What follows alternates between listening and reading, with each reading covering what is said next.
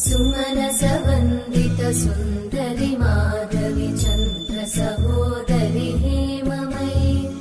मुनिगणवन्दित मोक्षप्रदायिनि मञ्जुळभाषिणि वेदनुते पङ्कजवासिनि देव सुपूजित सद्गुणवर्षिणि शान्तियुते जय जय हे मधुसूदन कामिनि आदिलक्ष्मि जय पालय माम् सुमनसवन्दित सुन्दरि माधवि चन्द्र सहोदरि हेममयि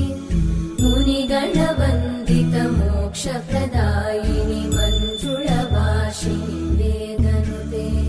पङ्कजवासिनि देव सुपूजित सद्गुणवर्षिणि शान्तियुते